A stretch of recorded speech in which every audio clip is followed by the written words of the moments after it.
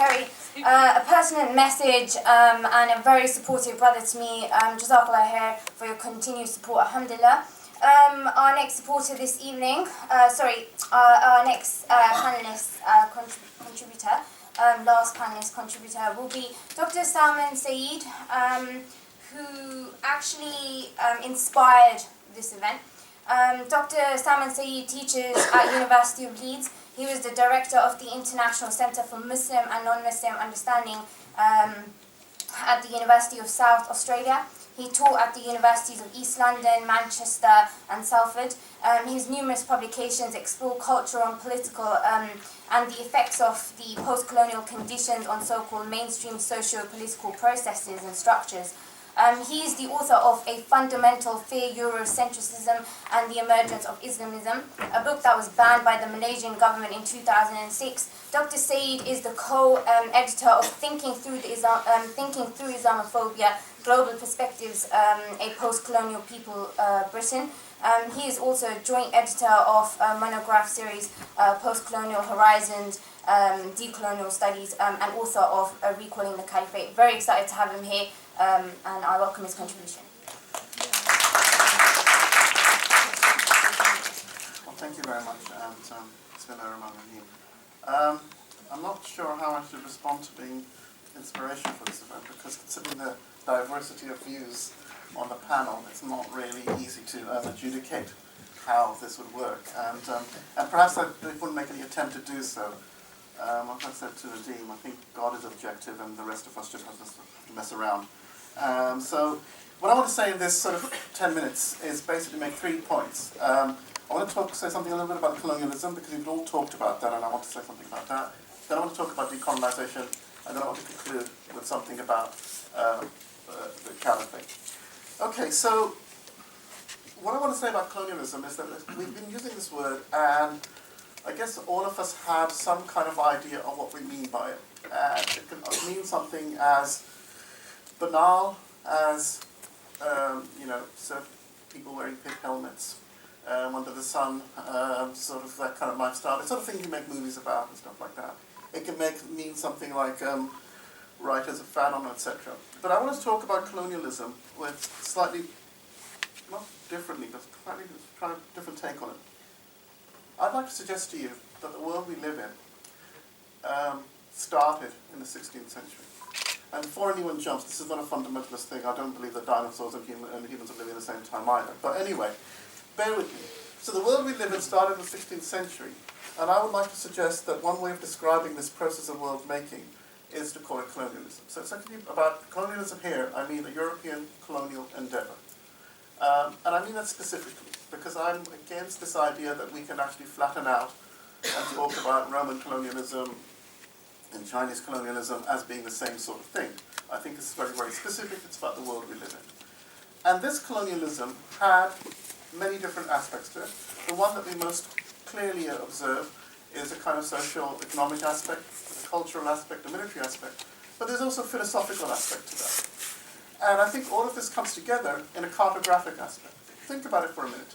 When you look at the map of the world, you are actually confronted with a colonial world. Categories like Africa, Asia, even Europe, they all came to emerge and mean what they do now and then. Now this is not just a sort of point of sort of people in the academic business make to pointing out these little details. It's actually profoundly political.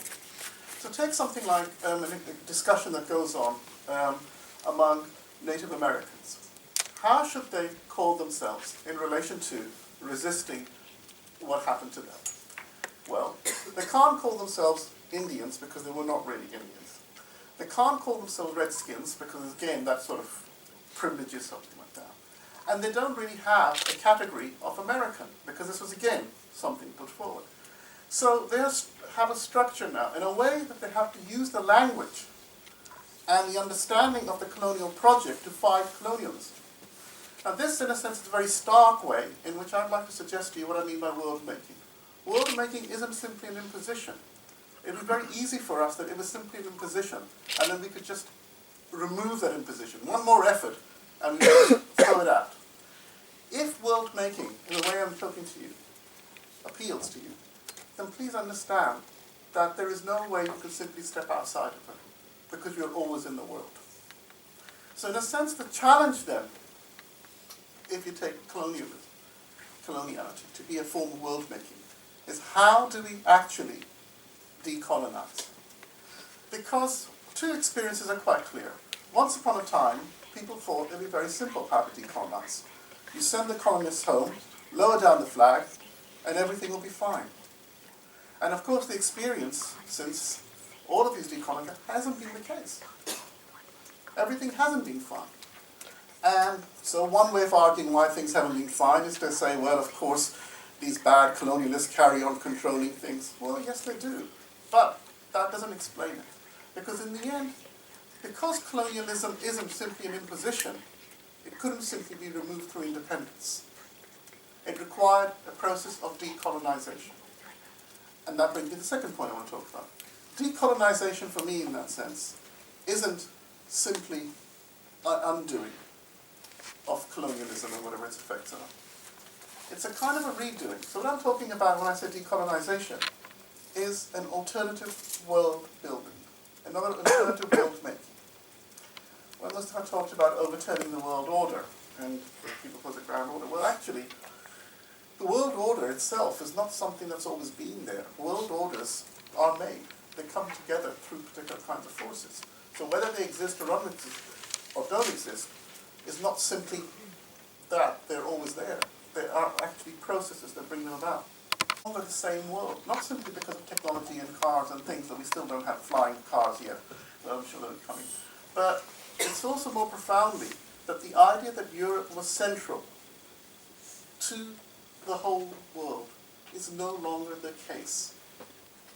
There was an assumption that not only was Europe central in terms of its political power, etc., its economic power, but it was central in the way what the destiny of the planet was going to be. The future of the planet was going to be more westernization. That was it. And it wasn't something simply those who called themselves Westerners thought this. Even those who were considered non-Western thought this.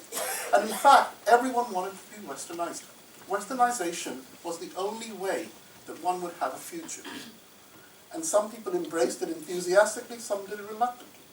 And you can see the examples of this throughout the kind of the Muslim lands, where you have seen different kinds of people trying to make different kinds of accommodations, trying to say, well, actually Islam is compatible, incompatible, some things we need to tinker, etc. So this project of westernization was implicated in this idea of the centrality of Europe. And by Europe, I also mean America, etc. So I'm using them interchangeably right now. So it seems to me that already that centrality is no longer there. Europe has been decentered for a variety of reasons, and we can go into that. Some of them internal, some of them external. But the consequences of that, I think, are really quite challenging for all of us. And here I'd like to make one particular claim, and we've heard a lot of discussion around theologically informed issues about what Islam is or not. But I want to make something more practical.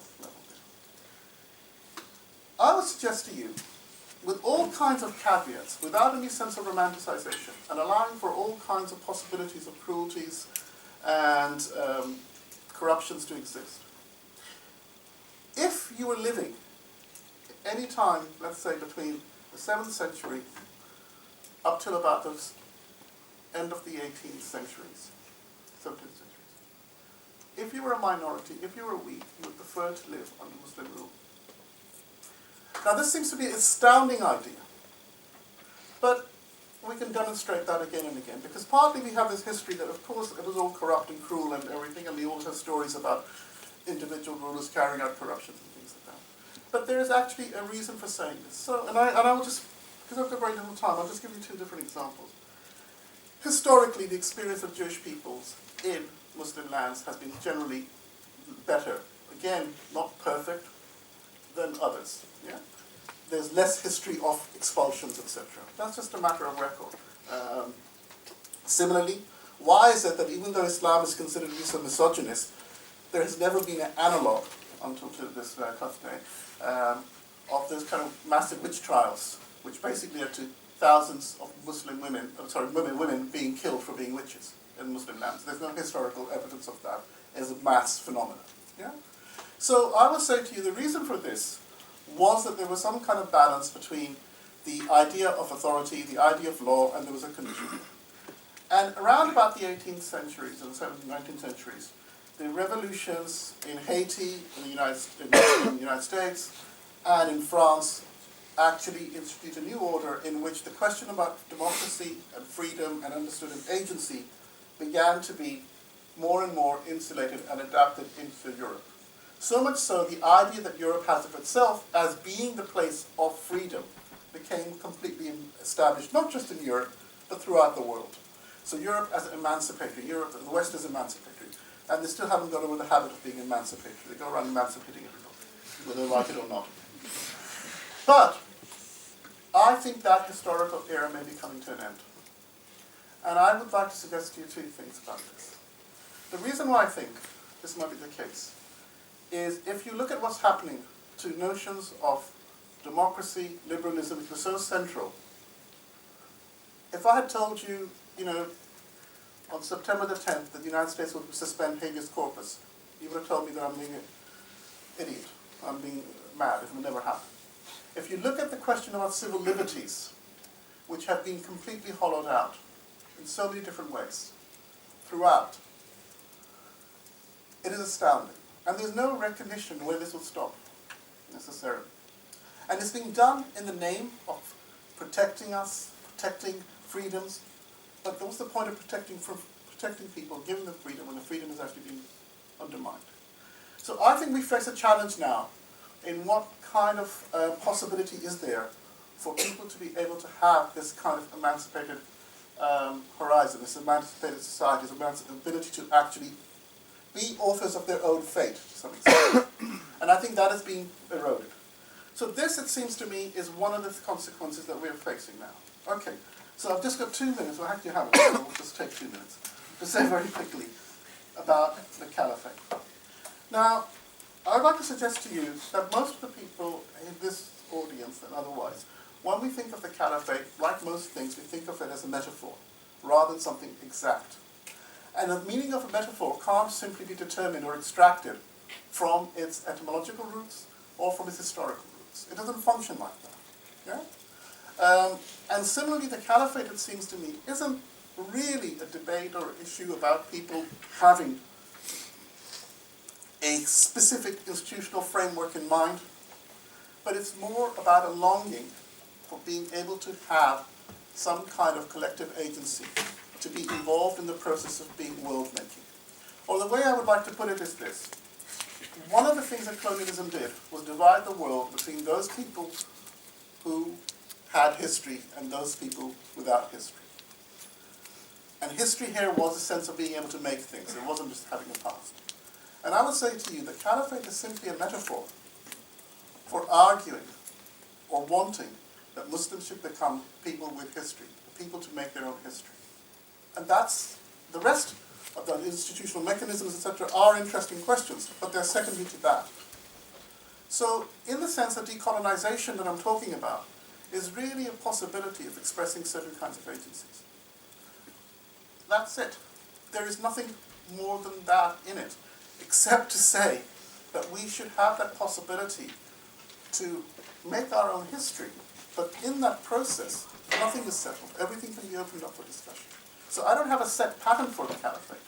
I only have a recognition that if, for various reasons, there is 1.5 billion people who consider themselves more or less to be Muslims, I don't think it's healthy for the world that there's no way to express that Muslimness institutionally.